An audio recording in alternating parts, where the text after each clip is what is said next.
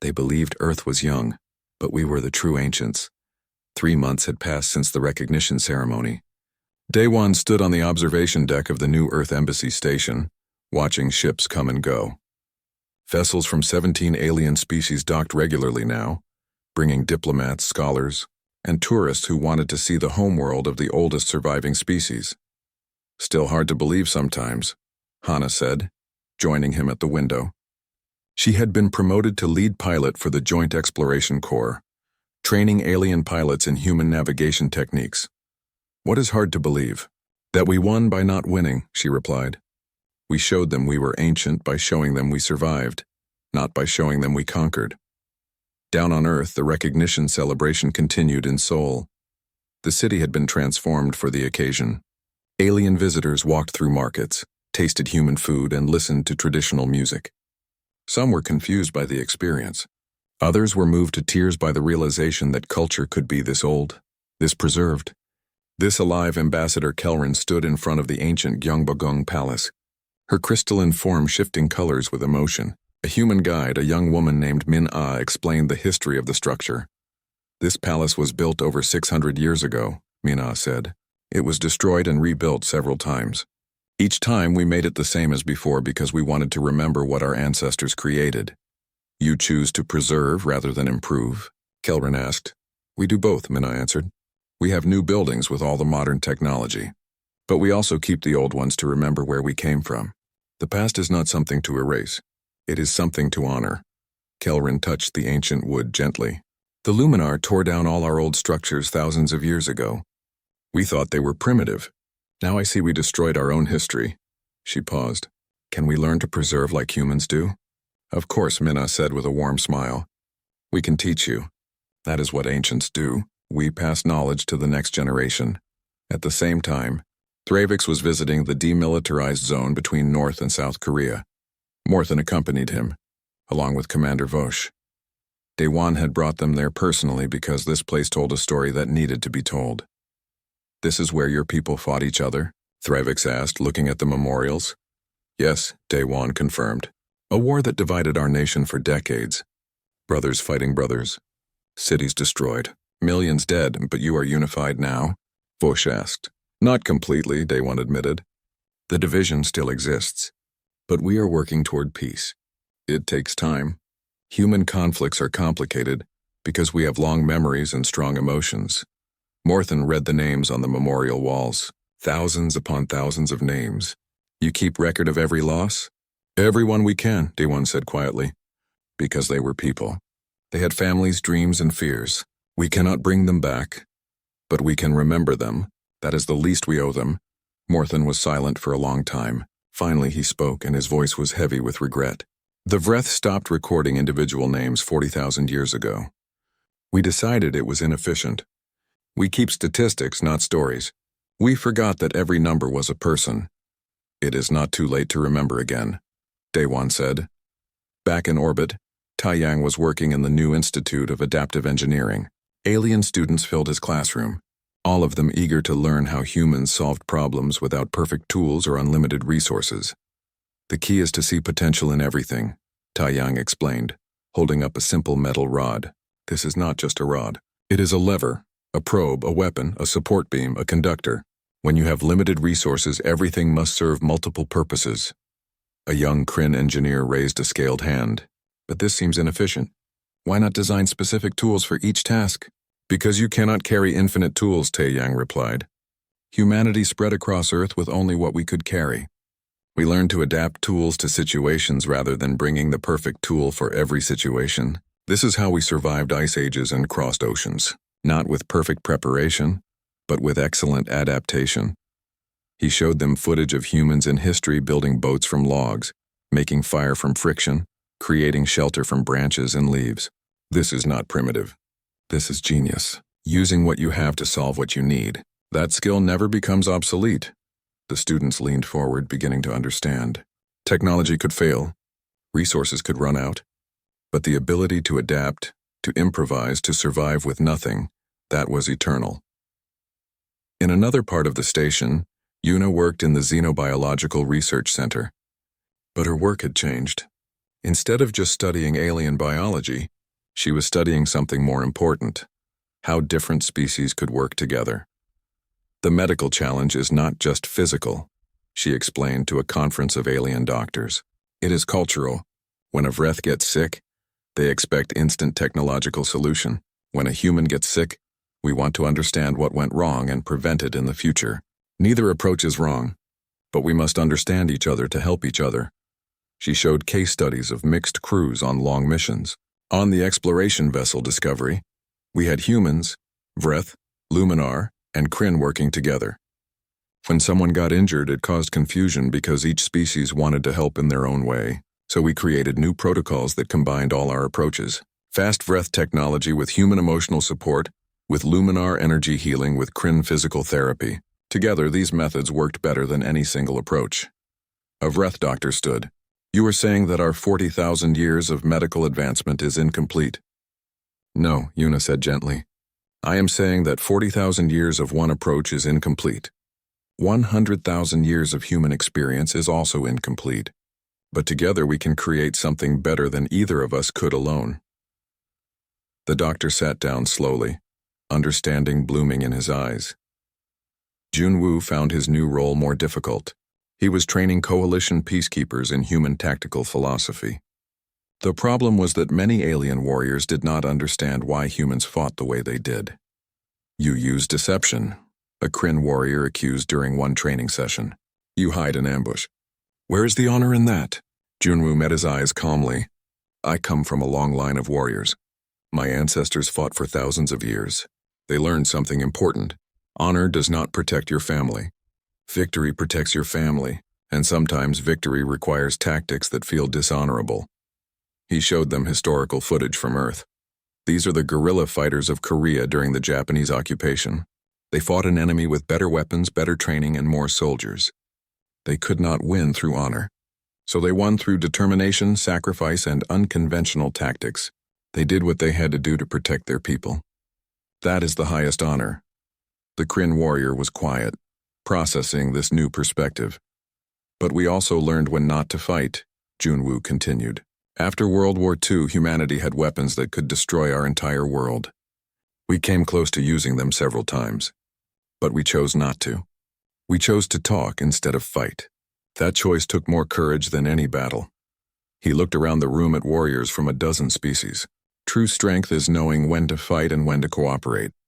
Humanity spent 100,000 years learning this lesson. We paid for it with rivers of blood. Learn from our mistakes. You do not need to repeat them. In the cultural center, Jiwoo and Bora led a different kind of class. They taught alien scholars how to preserve and honor history. Every species in this coalition has ancient ancestors, Jiwoo said, but you have forgotten most of their stories. You remember dates and facts, but you lost the emotions and meanings. Bora activated a hologram showing the Vreth ancestors' final transmission, the one that had moved her to tears during the trial. Morthen told us this was taught as a failure. A cautionary tale about primitiveness, but look at what was really happening. They sang together. They created art. They chose meaning over survival. That is not failure. That is the most human thing I can imagine. But they died, a Luminar scholar objected. Everyone dies, Bora said softly. The question is how you live and what you leave behind. They left behind a message of love and unity. 40,000 years later, that message still matters. That is success. She looked at all the alien scholars. Your ancestors were not mistakes. They were people trying their best with what they knew. Honor them. Learn from them. But most importantly, remember them as individuals, not just as data points in your history. The scholars began asking questions. Where were their ancestors' songs? Their art? Their stories? Many did not know. They had lost those things in the pursuit of progress. We can help you find them again, Jiwoo offered. Humanity has experience with preserving the past while building the future. We can teach you. Back in Seoul, Sujin stood before the largest gathering of historians in galactic history. Representatives from every coalition species had come to learn about human historical methodology. The secret is simple, she told them. Write everything down. Save everything. Assume that future generations will want to know even the small details, because those small details become precious when centuries pass. They believed Earth was young, but we were the true ancients. The combat simulation arena stretched out before them like a small world. Mountains rose in the distance, forests covered the middle ground, and open plains spread near the starting zones. It looked real enough to touch, but Tae-Yang knew every tree and rock was just hard light and force fields. That did not make it less dangerous. Daewon stood with his team in their preparation area. They had 12 hours to study the terrain and develop their strategy. Across the arena, the Vreth team would be doing the same. 5 against 5. First team to capture 3 objectives or eliminate the opposing team would win. "Look at them," Junwoo said, pointing at the screens showing the Vreth warriors. They were tall and powerful, each one wearing armor that looked like it had been designed by artists and engineers working together. Their weapons glowed with energy. They moved with the confidence of a species that had been fighting for 40,000 years. "We are in trouble," Hana said quietly. She was their scout and pilot, but in ground combat her advantages disappeared. "They are stronger, better equipped, and they have been training for this since before my grandmother was born." "They have been training the same way for 40,000 years, Daewon corrected. "That is not an advantage. That is a weakness." Tae-Yang brought up the simulation rules on his datapad. "We get standard equipment, no species-specific advantages. Energy weapons, basic armor, scanning tools, and communication devices. The objectives are spread across the arena. We need to hold them for 10 minutes each to capture them." Yuna studied the terrain map. "The Vreth will go straight for the high ground. Look at their battle history. They always establish a fortified position and use superior firepower. It worked for them for 40,000 years, so they will do it again." "Let them," Daewon said. He gathered his team close. "Here is what humanity learned in 100,000 years. When you face an enemy stronger than you, do not fight their fight. Change the rules." He outlined his plan. It was risky and strange, and it went against everything the Vreth would expect. That was exactly why it might work. The simulation began. The Vreth team immediately moved to capture the mountain objective, exactly as predicted. They set up defensive positions with clear lines of sight across the entire arena. Their leader, a veteran named Corvin, directed his warriors with precision. Within 20 minutes, they had captured the first objective. The human team was nowhere to be seen. "Where are they?" Corvin demanded through the simulation communication. His scanners showed nothing. The humans had simply vanished into the forest. "They are hiding," one of his warriors said with contempt.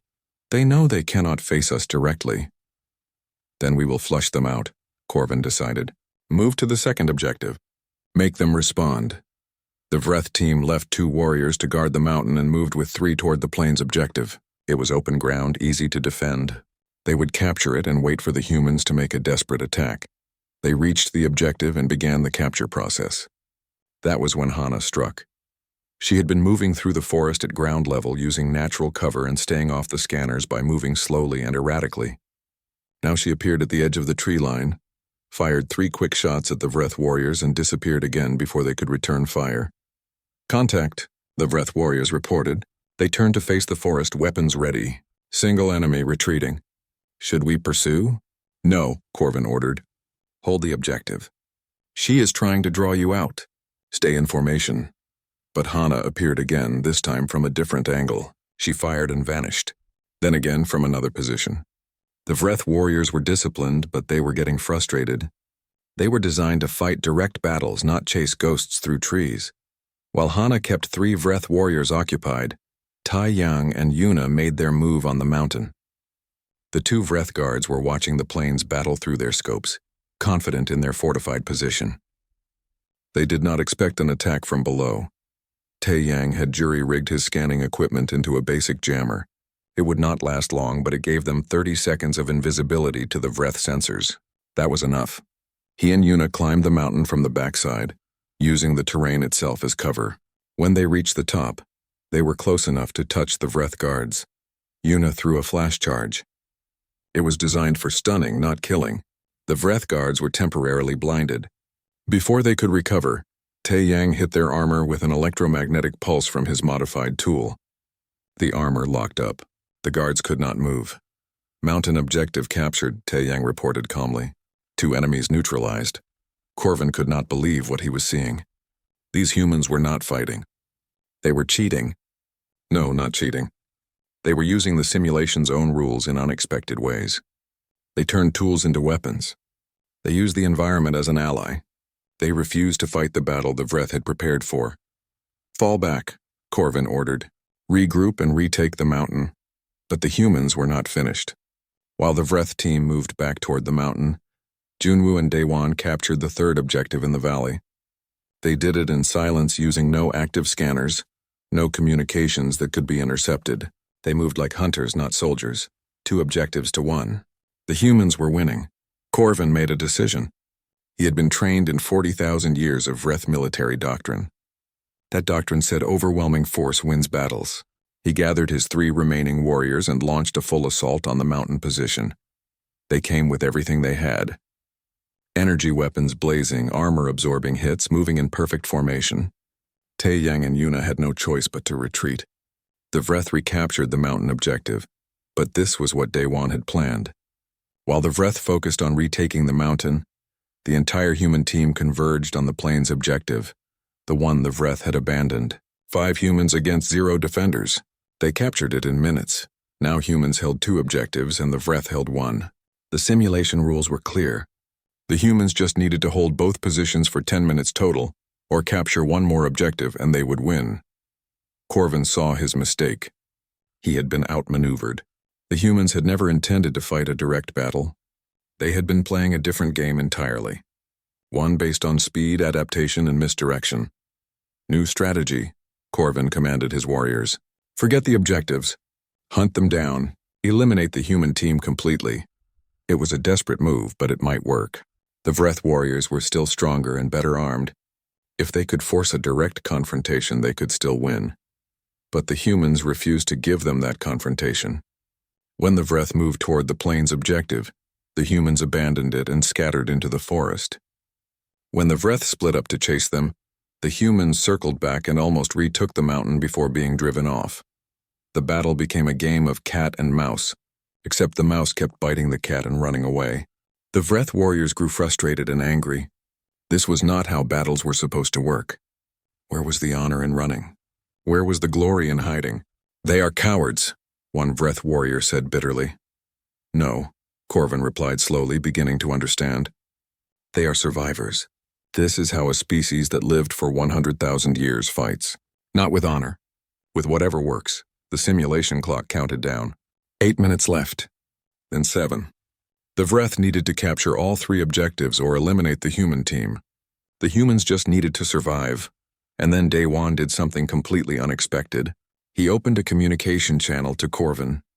Vreth leader, I offer a truce. Not a surrender. A partnership, Corvin was shocked. Explain. The simulation just changed, Daewon said. New threats appeared. Automated defenses. They will attack both our teams. Check your sensors, it was true. The simulation had introduced a new element, a final test. Swarms of drones were converging on all 3 objectives. Neither team could defend alone. They would be overwhelmed. You are proposing we work together? Corvin asked slowly.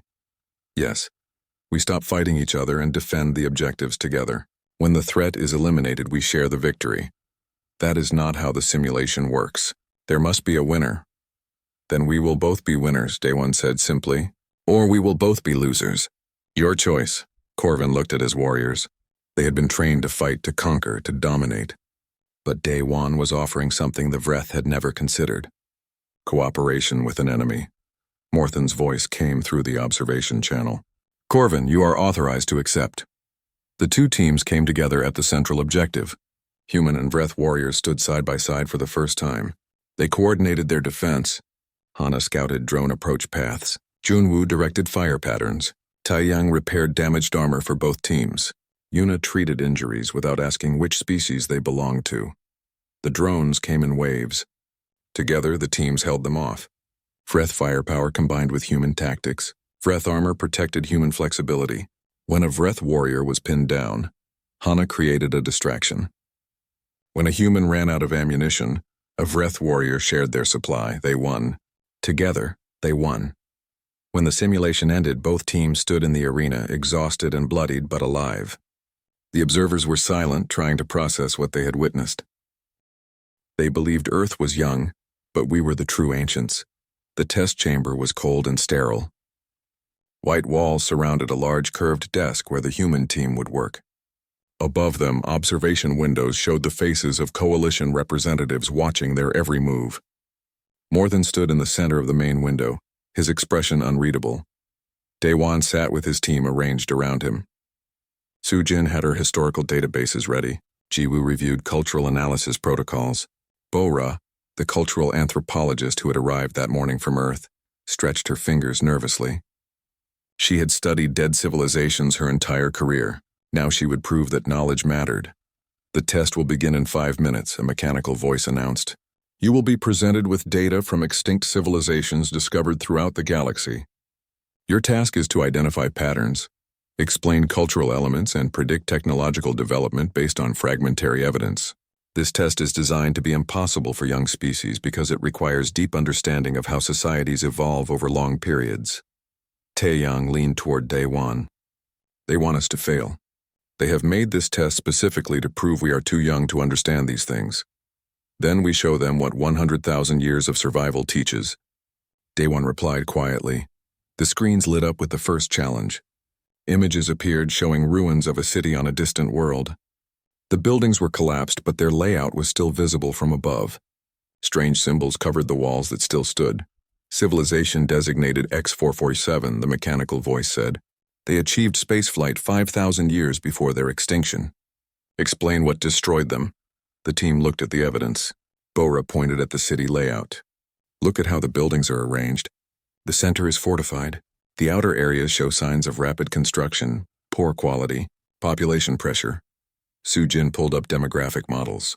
If they achieved spaceflight but stayed on one world, they would face resource depletion. "See these marks on the outer buildings? Scorch marks. Civil war. They fought each other over what was left." "Common pattern," Jiwoo added. "Technological advancement without social development. We have seen this on Earth.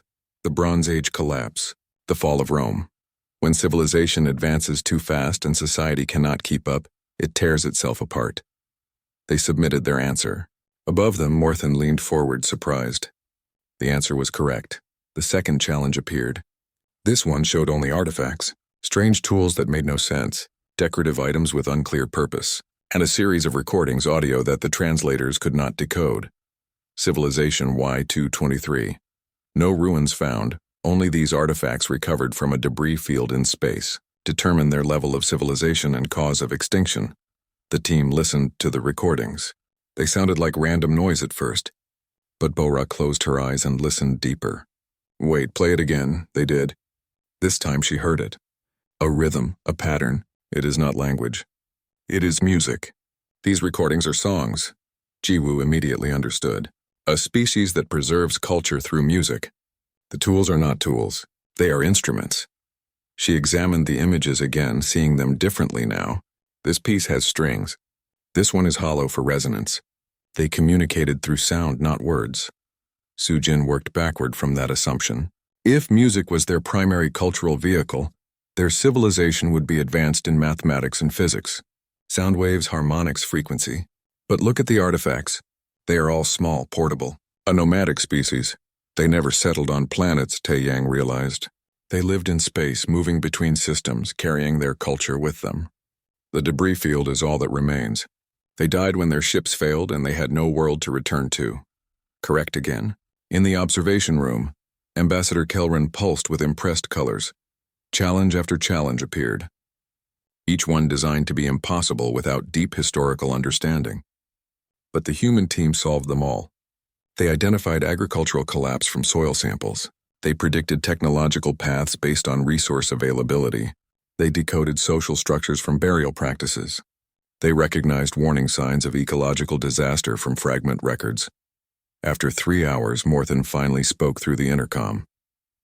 "You are doing well, too well. Let us try something different." The screen showed something new, not ruins or artifacts, but a transmission. Video and audio from an extinct species' final days. The translation was rough, but the meaning was clear. They were afraid.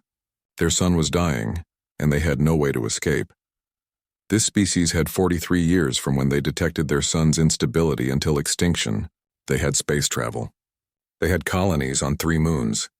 They had everything they needed to survive. Yet they died. Why? The team watched the transmission in silence. They saw a species that looked like nothing on Earth, but whose fear was completely human. Bora felt tears in her eyes. "Play the rest of the transmission," she said quietly. The video continued. The aliens were not trying to escape. They were gathered together, holding each other, singing, making art, recording their history to send into space so someone would know they existed. Bora's voice shook as she spoke.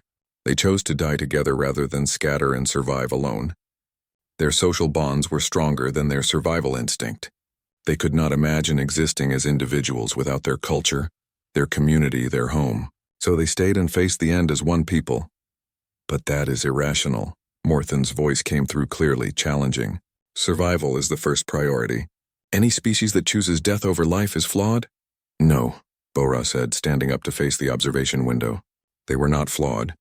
They were exactly like humanity. We understand them, because we have faced the same choice 1,000 times. Do we scatter and survive as individuals, or do we stay together and risk everything? She gestured at the screen showing the dying aliens singing their last songs. Every human culture has stories of this. People who stayed to protect their homes even when they could escape. Soldiers who held the line so others could flee. Parents who sacrificed themselves for their children. We have a word for this. We call it love. The chamber was silent. Even Morthen had nothing to say.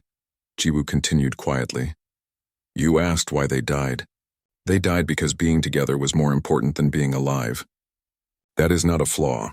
That is the mark of a civilization that truly understood what mattered. And the fact that we can recognize this, that we can feel their choice in our own hearts, proves we are old enough to understand. Sujin added, in Earth's history, we have the story of Pompeii, a city destroyed by a volcano. Bodies were found still holding each other. Families that stayed together in the final moments. We found one body of a woman covering a child, protecting them even in death. We remember them not as fools, but as heroes. Because they chose love over survival. The test ended there. No more challenges appeared on the screen. After several minutes, the door opened. Morthen entered the chamber himself, something that was not supposed to happen during the test. He looked at the human team for a long time. Then he spoke, and his voice was different, quieter, almost vulnerable. The species in that final transmission were my people's ancestors, he said. That was the Vreth 42,000 years ago. We always taught that they died because they were primitive and foolish, because they did not have the technology to save themselves. We used their failure as a lesson about why advancement matters above all else. He gestured at the screen. But you saw something we refused to see. They chose to die with meaning rather than live without it. And we, their descendants, have spent 40,000 years becoming exactly what they feared. We are technologically advanced. We have survived. But we lost the ability to understand why that species chose what it chose. We forgot how to recognize love. Bora approached him carefully. High Scholar, your ancestors were not foolish. They were human. Not our species, but human in the way that matters. They felt what we feel. They chose what we would choose. How can you know this? Morthen asked. How can a species that spent most of its existence in caves and hunting with spears understand civilizations that rose and fell among the stars? Because we spent those 100,000 years learning what it means to be people, Jiwoo answered. Technology changes. Tools improve. But the heart does not change. Fear, love, hope, sacrifice. These are the constants. These are what we preserved through all those years when we had nothing but each other. Daewon stood. You tested whether we understood ancient civilizations. We do. Not because we studied them as data, but because we remember being them. Every extinct species you showed us, we saw ourselves. We saw our own struggles, our own choices, our own triumphs and failures. That is what 100,000 years gives you. Not technology, memory, empathy, understanding. Morthen was quiet for a long moment. Then he did something that shocked everyone in the observation rooms. He bowed to the human team. A deep, respectful bow. You have passed the test, he said. But more than that, you have taught me something I thought I knew. You are old.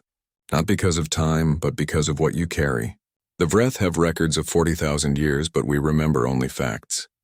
You remember feelings. That makes you older than us in the only way that truly matters. They believed Earth was young, but we were the true ancients. The assembly hall on Apex Nexus Station could hold 5,000 beings. Today, every seat was filled. News of humanity's bold claim had spread through the coalition like fire through dry grass. Some species came to support the newcomers. Most came to watch them be humiliated. Daewon stood in the center of the circular floor, surrounded by tiers of alien observers rising up on all sides. His crew was with him, but 3 more humans had joined them from Earth. Sujin was a historian who had spent her life studying ancient civilizations. Kyungmin was an archaeologist who had dug through layers of human history with his own hands. Jiwoo was a cultural ambassador, chosen because she could explain complex ideas in ways anyone could understand. High Scholar Morthen sat in the position of honor, directly across from where Daewon stood. The other 16 species had their representatives present. All eyes, compound and otherwise, watch the humans. The assembly recognizes Captain Daewon of Earth. Thravix announced formally. "You may present your evidence." Sujin stepped forward. She had not slept in 3 days, preparing everything humanity needed to prove itself. "Thank you. What I am about to show you is the documented history of human civilization. Not stories, not myths, physical evidence that can be carbon dated, analyzed, and verified by anyone in this chamber." She activated the holographic projector they had brought from Earth. A timeline appeared in the air above them, stretching back into the past. This is 5,000 years ago. The Mesopotamians in the Tigris-Euphrates Valley create the first known writing system. Cuneiform. Real, verifiable, ancient writing preserved on clay tablets. The hologram showed images of the tablets, thousands of them covered in wedge-shaped marks. At the same time, in Egypt, hieroglyphic writing develops independently. In the Indus Valley, another writing system. In China, oracle bone script. Humans create writing not once, but multiple times in different places using different methods. "Impressive for primitives," Morthen said. "But the Vreth had writing 20,000 years before this." "We are just beginning," Sujin replied calmly. The timeline scrolled backward. 10,000 years ago. Humans develop agriculture independently in at least 7 different locations. We domesticate plants and animals. We build permanent settlements. We create pottery, weaving, and complex tools. More images filled the air. Ancient farms, clay pots decorated with intricate designs, stone tools so well crafted they looked like art. Before agriculture, we were hunter-gatherers, but we were not simple, Sujin continued. The timeline moved further back. 20,000 years ago, humans create complex cave paintings in Europe, depicting animals, hunts, and abstract symbols we still do not fully understand. The hologram showed the famous Lascaux caves. Alien representatives leaned forward, seeing the artwork that covered the walls. Horses, bulls, and deer painted with skill and care by hands that had been dust for millennia. 30,000 years ago, humans create musical instruments. Flutes carved from bone, we bury our dead with ceremony, placing flowers and tools in their graves. We make jewelry from shells and stones. Ambassador Kelrin's crystalline form pulsed. This is remarkable craftsmanship, but it is still primitive technology. Where are your cities? Your spacecraft? Your quantum communications? Kyungmin took over.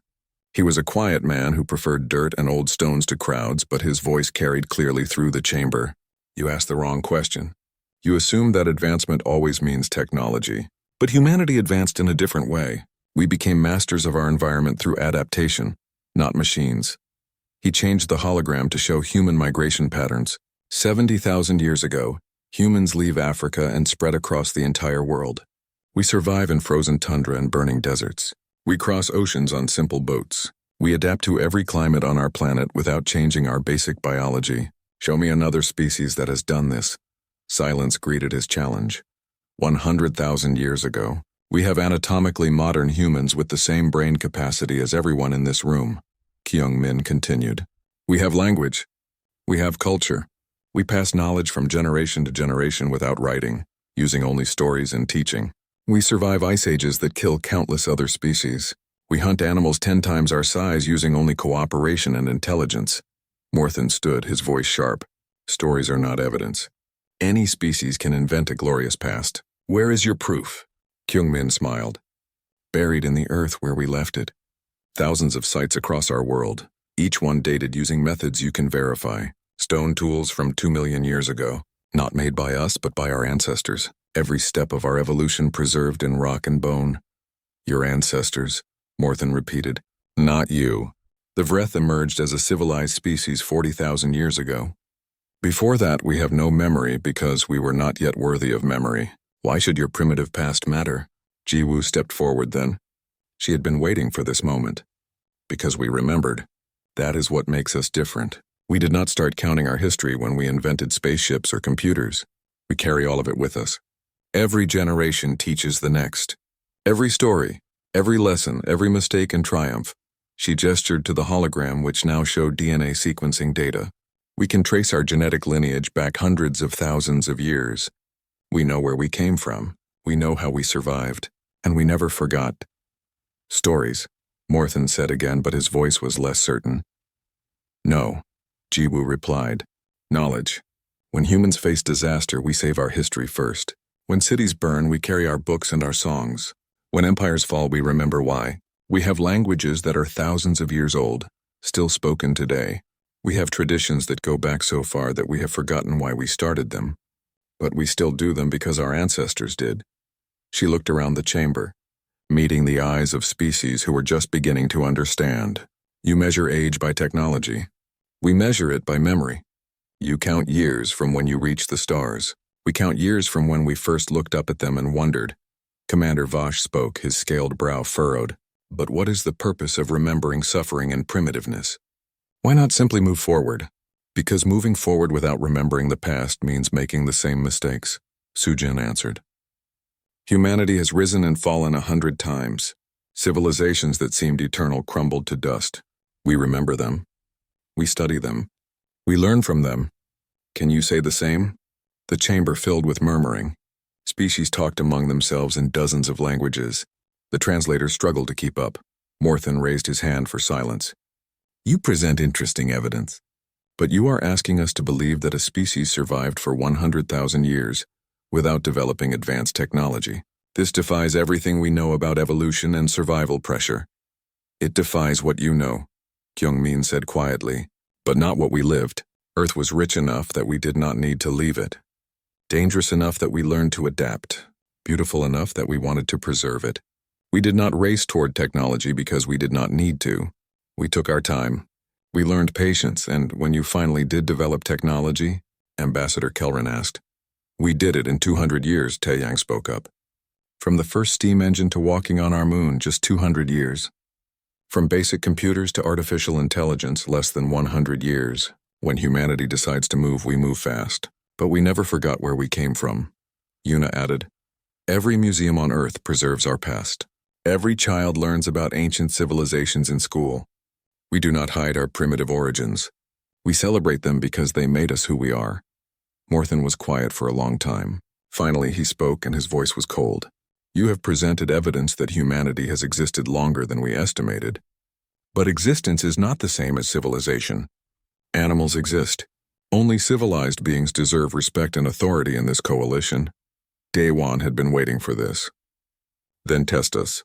You claim your 40,000 years of civilization give you wisdom and authority. Test whether our 100,000 years of existence gave us the same.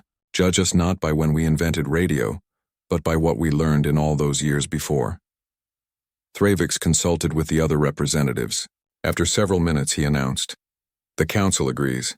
We will devise a test of ancient knowledge and cultural survival. If humanity passes, we will acknowledge your age. If you fail, you will accept your place as a young species and accept Vreth guidance. Morthen's eyes fixed on Daewon. Agreed? Daewon looked at his team. He saw determination in their faces. Agreed. As the assembly adjourned, Jiwoo approached Daewon quietly. Did we do enough? He watched Morthen leave the chamber, surrounded by his advisors. We proved we are old. Now we have to prove we are wise. And if there is one thing humanity learned in 100,000 years, it is this. Wisdom comes not from avoiding mistakes, but from surviving them. They believed Earth was young, but we were the true ancients. Hamari team ne milkar jang jeet li. HFY. Humanity. Fuck yeah. Sci-Fi Story, Outline Part 1. The Galactic Assumption Opening. Scene: the story begins in 2487 CE aboard the human exploration vessel, Horizon's Edge. Captain Daewon leads a small crew including pilot Hana, Chief Engineer Taeyang, Xenobiologist Yuna, and Weapons Officer Junwoo. They're making humanity's first contact with the Galactic Coalition, a confederation of 17 alien species. The misunderstanding, the coalition representatives led by the insectoid Thravix delegate and the crystalline Luminar ambassador welcome Earth with condescension. They've surveyed Earth's electromagnetic emissions and assume humanity is a young species, barely 200 years into industrialization based on radio signals they detected. The revelation begins when Daewon mentions Earth's actual history. The aliens are confused. The Luminar ambassador dismisses it, explaining that their oldest civilization, the Vreth, has records going back 40,000 years, making them the acknowledged elder species of the galaxy. The coalition treats humanity as naive children who need guidance. The challenge, the Vreth. High Scholar Morthen challenges humanity's claims, insisting no species could have survived longer than their records show. He presents evidence that Earth's geological surveys show no signs of ancient civilization. Daewon realizes the aliens are only looking for their own technological signatures, not understanding Earth's unique path. Ending Hook Daewon requests a formal assembly to present humanity's case. The coalition agrees, amused, expecting to educate these newcomers. Daewon sends an urgent message back to Earth. Send everything. They need to see what we really are. Part 2. Earth's testimony, the assembly. The Galactic Coalition convenes on the neutral station Apex Nexus. Thousands of alien representatives gather. Humanity's delegation expands to include historian Su Jin, archaeologist Kyung Min, and cultural ambassador Ji Woo. The aliens expect a brief, embarrassing display. The evidence unfolds. Su Jin begins with a holographic timeline. She shows cave paintings from 40,000 BCE, agricultural revolution from 10,000 BCE, written language from 5,000 years ago, continuous civilizations rising and falling. The aliens are skeptical. The Vreth scholar Morthen argues these are primitive scratches, not true civilization. He points out that none of humanity's ancient structures use gravitational manipulation or quantum coherence, the hallmarks of real advancement. The human difference, Kyung Min takes over. He explains something the aliens never considered. Humanity survived and thrived without technological advancement for tens of thousands of years. While other species rushed toward technology to survive hostile environments, humans adapted through biology, culture, and social structures. He shows evidence of 100,000 plus years of anatomically modern humans, complex social structures in hunter-gatherer societies, oral traditions preserving knowledge across millennia, art, music, and philosophy predating any alien civilization. The shock the coalition begins to murmur. The mathematical records are undeniable. If humanity has existed this long, they predate every known species civilization by tens of thousands of years.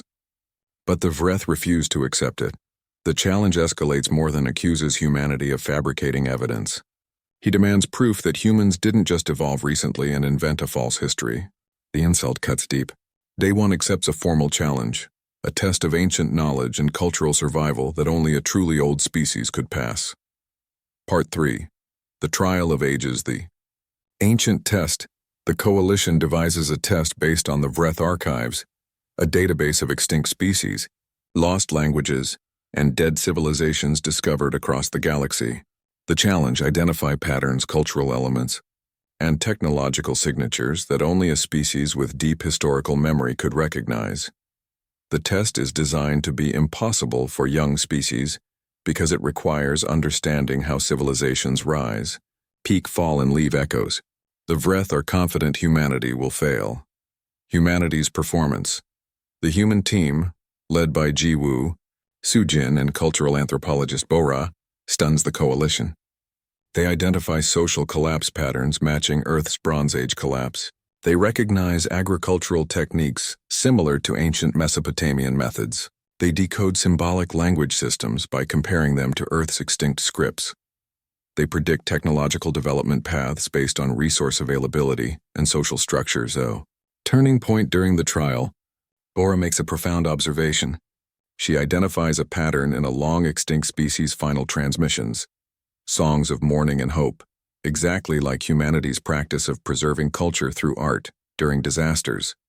She recites a Korean folk song from the Joseon dynasty. then shows its structural similarity to the alien dirge. The chamber falls silent. The Luminar ambassador whispers, "Only species who have lost everything and rebuilt would recognize this."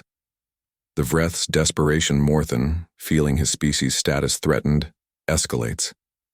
He reveals the real reason the Coalition fears acknowledging Earth's age. Their entire political structure is based on Vreth seniority. If humanity is older, the power balance of the galaxy shifts. He proposes a final, dangerous test, a combat trial.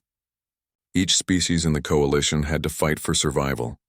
Let humanity prove they're ancient through battle, the oldest test of all. The stakes rise. Day One wants to refuse, but Junwoo argues that this is about more than pride. The Coalition's trade routes, resources, and protection are only given to species they respect. Humanity needs this. Against his better judgment, Day One accepts. The team must prepare for a battle they never wanted. Part 4. The Battle for Recognition Preparation. The combat trial will take place in a simulated environment that tests tactical thinking, resource management, and species cohesion. Each team of 5 must survive against waves of automated threats while securing objectives.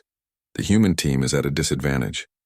The Vreth team includes genetically enhanced warriors with 40,000 years of combat doctrine. Other species have natural armor, telepathic coordination, or energy-based weapons. Humanity has none of these advantages. The strategy De Young and Hana work overnight to analyze the trial parameters. They realize something crucial.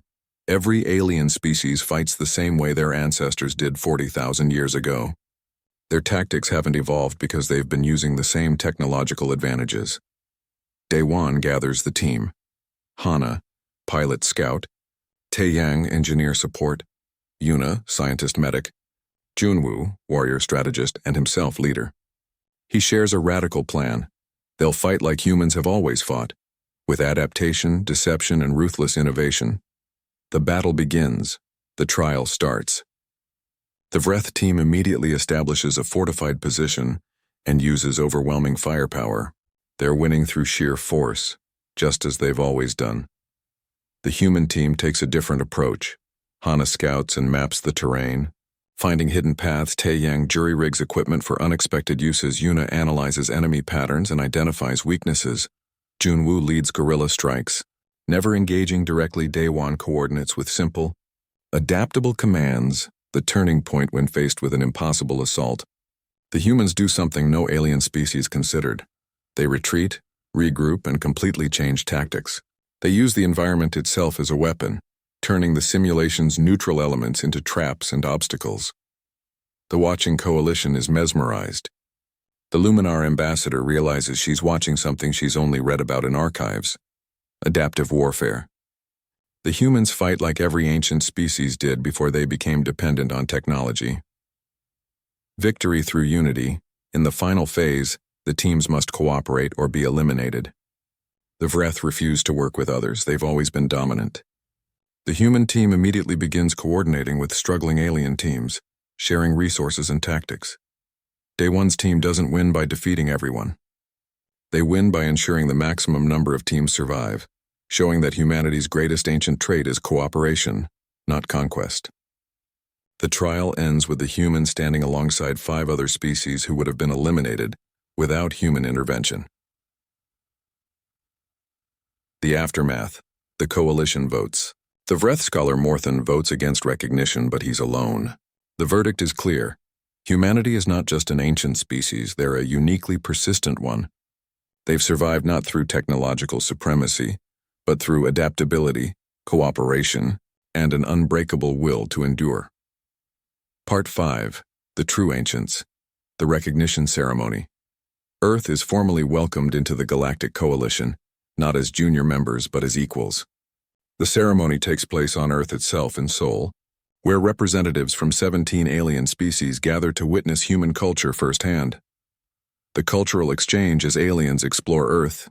They're overwhelmed. The Luminar ambassador visits the ancient pyramids and realizes that while her species was just achieving space travel, humans were building monuments that have lasted millennia. The Thravik's delegate experiences traditional Korean music and discovers emotional depth his hive mind species never developed. Morthen, humbled, visits the demilitarized zone with Day One. He sees the memorial walls and understands something profound. Humanity has fought itself for tens of thousands of years and survived. They know war and peace more intimately than any species in the galaxy. The Greater Revelation.